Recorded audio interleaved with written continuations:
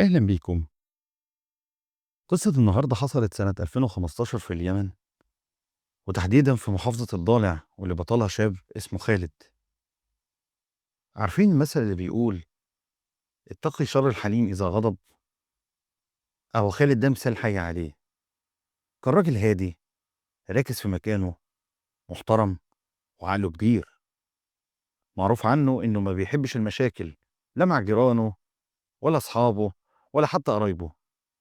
أي حد بيغلط فيه بيعديها، مش ضعف منه، لا، هو كان راجل بمعنى الكلمة، بس قلبه واسع وما بيحبش يضخم الأمور. الأيام عدت لحد ما في يوم حصلت بينه وبين واحد من أهل المدينة مشكلة في السوق بسبب البيع والشراء كالعادة. خالد كان رايق ومطنش، عاوز يمشي وخلاص. بس الشخص التاني ده كان اسمه مالك، بدأ يستفزه بالكلام ويشتم ويسب، وخالد كان ساكت وما ردش. لكن مالك افتكر إن سكوت خالد ده معناه إنه خايف، فبدأ يتمادى أكتر وأكتر لحد ما مد إيده عليه وضربه. تخيلوا، الناس فعلا اتدخلت وفرقوا ما بينهم، بس خالد ما ردش الضربة، وده كان أكتر شيء صدم الناس.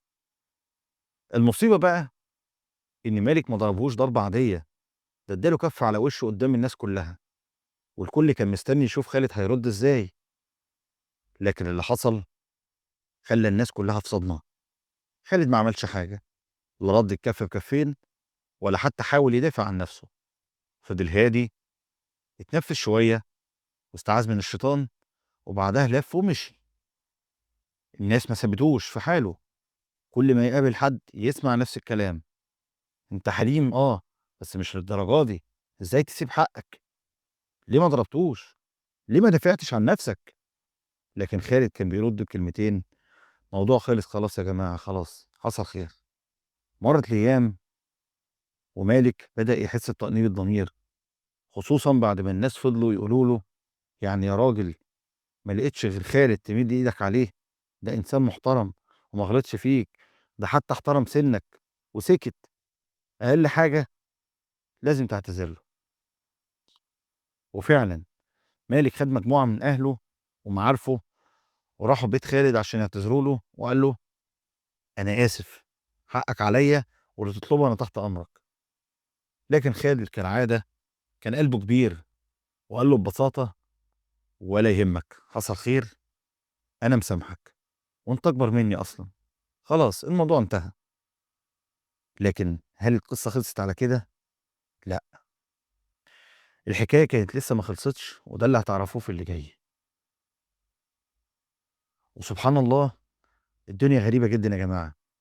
لما القصة دي حصلت الناس كلها كانت بتتكلم عن خالد، بس مش بالشكل اللي هو كان متخيله. بدل ما الناس تسكت وتنسى، كل ما حد يشوفه في أي حتة يقول له: ده خالد اللي مالك ضربه، ده اللي ما خدش منه حقه. كلام الناس كان زي السكين، كل ما يفتكر إنه خلاص الموضوع هدي يلاقي حد يشعله النار تاني. لحد ما في يوم قاعد مع صاحبه الوحيد اللي كان بيحكي له عن اللي جواه، وصاحبه ده اللي اسمه عمر. خالد قال له: يا عمر، والله زهقت، مش قادر أعيش حياتي طبيعي في أي مكان أروحه. أي حد قابله كله بيتكلم عن نفس الموضوع، أنا تعبت بجد. عمر بص له وقال له بجدية: طب بص يا خالد، أنا هقول لك كلمة، بس ما تزعلش مني. الناس عندها حق، أنت راجل وهو راجل، لما يضربك كف المفروض ترد عليه. هو غلطان، أيوه غلطان، والدليل إن هو اللي جاي واعتذر لك. بس يا أخي، الاعتذار مش كفاية، مش يضربك قدام الناس ويجي يعتذر في السر. كلام عمر دخل في قلب خالد زي السهم. قعد ساكت، وبعدين قال: يعني إيه؟ عايزني أعمل إيه يعني؟ عمر قال له: لو راجل، خليه يعتذر لك قدام الناس زي ما أهانك قدامهم، يجمعهم في السوق ويقول لهم أنا آسف، أو تاخد حقك بنفسك. خالد رد بالفعال، قال له: إيه؟ قال له: أيوه زي ما بقول لك كده، تاخد حقك، تضربه يعني. عمر قال له بجمود: لا يا حبيبي، تضربه إيه؟ الراجل أهانك إهانة كبيرة، والكرامة ما بتتصلحش غير بالدم. خالد هنا حس إن عمر بيتكلم بجد، بص له بصدمة وقال له: أنت مجنون؟ عاوزني أقتل الراجل؟ لا يا عم، مش أنا اللي أحط في رقبتي دم بني آدم. وبعدين سامحته وخلاص الموضوع انتهى. قام ومشي وهو بيحاول يهرب من فكرة الانتقام اللي عمر حاول يزرعها في دماغه. بس للأسف رغم إنه رفضها إلا إن ضغط المجتمع كان بيمارس لعبته القذرة.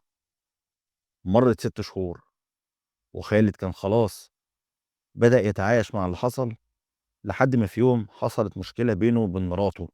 مجرد خناقة عادية زي أي بيت، بس في لحظة غضب دفعها بعيد عنه. وقتها بصت له بعيون كلها تحدي وقالت له كلمة اللي قسمت ظهره: انت تمد ايدك عليا؟ لو كنت راجل بجد كنت مديتها على مالك اللي بهدلك قدام الناس، مش جاي تستقوى على المرة. الكلمة دي كانت القشة اللي قسمت ظهره، كأن كل اللي فات رجع يتكرر قدامه من جديد. كل الكلام اللي سمعه من الناس، نظراتهم، همساتهم، كل حاجة انفجرت جواه مرة واحدة. وهنا خالد فقد عقله تماما. خرج من البيت وهو بيجري ماسك سلاحه ودماغه بتغلي، وما بيفكرش ما بيحسبهاش. خلاص الضغط اللي عليه كان أكبر من أي تحمل. كان عاوز يمحي العار اللي لزق فيه، كان عاوز يسكت ويعدي الموضوع، بس مش قادر. وهو كان عنده عزيمة. لما الدم غلي في عروقه وبتغلي في دماغه، كان عاوز يسكت كل لسان بيتكلم عليه، وكان شايف إن الحل الوحيد هو ينهي الموضوع ده بإيده. فضل يدور على مالك في كل حتة لحد ما لقاه عند وادي قريب كده من المدينة، واقف مع ولاده الصغيرين مش حاسس بأي خطر. وفجأة طلقة خرمت السكون والهدوء. بعدها طلقة تانية، مالك وقع على الأرض غرقان في دمه قدام عياله اللي فضلوا يصرخوا ويبكوا. الدنيا اتقلبت، الناس كلها اتحركت، الشرطة جت، وخالد ما حاولش حتى يهرب. راح بنفسه سلم نفسه للشرطة وهو بيقول بكل هدوء: أنا اللي قتلته وموجود في المكان الفلاني. وهنا اللي كانوا بيتكلموا عن خالد ويقولوا يا ضعيف بقى هما نفسهم اللي بيقولوا ازاي يعمل كده. الناس اللي كانت بتشمت فيه هي نفسها اللي قامت عليه، واللي كانوا بيقولوا إنه لازم ياخد حقه هم نفسهم اللي قالوا: ليه قتلته؟ ده حتى الراجل جه واعتذر لك، وانت ما كنتش راجل كفاية عشان تقبل الاعتذار. لكن خلاص اللي حصل حصل، والدم اتسال، والموضوع بقى أكبر من إنه يتصلح. وخالد اتحكم عليه بالإعدام. بدأت القبائل تتدخل وتحاول تهدي النفوس وتطلب من أهل مالك إنهم يتنازلوا عن دم أبوهم، لكنهم رفضوا رفض تام وقرروا ياخدوا حقهم بالشرع. وهنا حصلت المصيبة اللي قسمت ظهر خالد أكتر وأكتر.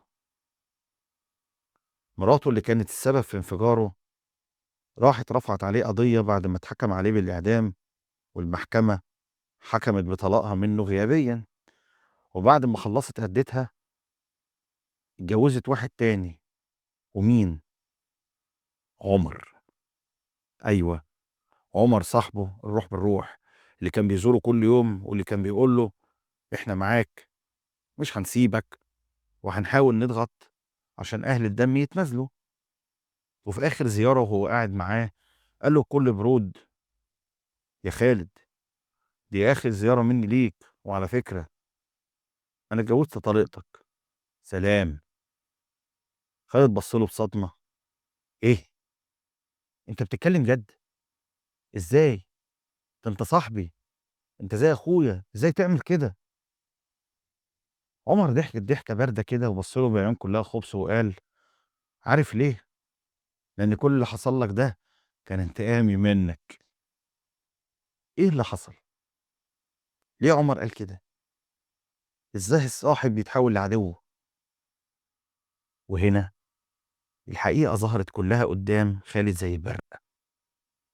عمر اللي كان في نظره الأخ والصاحب والسند، طلع هو العدو الأكبر، وهو اللي حرض الناس عليه، هو اللي زرع الفتنة في حياته، هو اللي كان بيحرك الخيوط من وراه، وكان على علاقة بزوجته اللي خانته واستغلته بأبشع طريقة. خالد كان عايش في فيلم مغامرة كبيرة، وكل اللي حواليه كانوا مجرد أدوات بتحركها إيد واحدة بس، اللي هي إيد عمر. خالد انفجر من البكاء وهو بيصرخ: أنا كنت عايش في كدبة، كنت عايش في خدعة، كنت بلعب دور الضحية من غير ما أعرف. لكنه أدرك حاجة مهمة جدا: هو كان إنسان طيب وحليم، لكن المجتمع والناس والضغط اللي حواليه دفعوه دافع للانتقام، خلوه يخرج عن طبيعته لحد ما وصل للنقطة اللي ضيعته. لكن ربنا كبير. قبل تنفيذ حكم الإعدام بيوم، الناس بدأت تتدخل.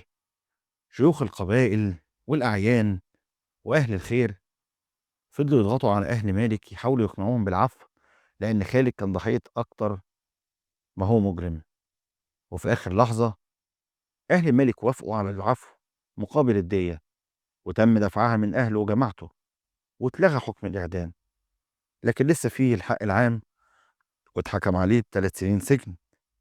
وبعد ما قضى جزء منها تم العفو عنه، وخرج خالد من السجن وهو إنسان جديد، إنسان اتعلم من التجربة القاسية دي درس عمره ما هينساه. وأول حاجة عملها بعد خروجه فضح كل شيء، كشف خيانة عمر وخطة زوجته السابقة وأهلها. لما عرفوا مسكوا عمر وهددوه، ولما حس إنه هيتفضح أكتر طلقها واتثابت زي الشاة المريضة اللي محدش عاوزها. أما خالد قرر يسيب الماضي كله ورا ظهره، رفض الانتقام، رفض إن يضيع عمره أكتر. ساب بلده وسافر على السعودية اشتغل هناك، وربنا فتحها عليه واتجوز بنت حلال، وربنا رزقه بالعيال، وبدأ حياة جديدة من الصفر. أما مراته السابقة فضلت قاعدة في بيت أهلها، محدش عاوز يقرب لها، بقت منبوذة وندمت أشد الندم. لكن فات الأوان. وهنا يا جماعة نتعلم حاجة مهمة جدا: مش كل يضحك في وشك صاحبك، مش كل يقول لك خد حقك يحبك. أحيانا أقرب الناس ليك هم اللي بيكونوا سبب دمارك. الضغط المجتمعي ممكن يضيع حياة بني آدم. لو خالد كان صابر، ولو كان عنده ثقة في نفسه وما سمعش للناس، كان زمانه عاش بكرامته وما دخلش السجن وما عاش المأساة دي كلها. ربنا هينصفك ولو بعد حين. قولوا لي رأيكم في القصة وفي التعليقات. ايه اكتر جزء أثر فيكم؟ وهل شايفين خالد كان لازم يعمل ايه من الأول؟ ولو عجبتكم القصة ما تنسوش تدعمونا بلايك وتشتركوا في القناة عشان تسمعوا حكايات أقوى وأقوى. والسلام ختام.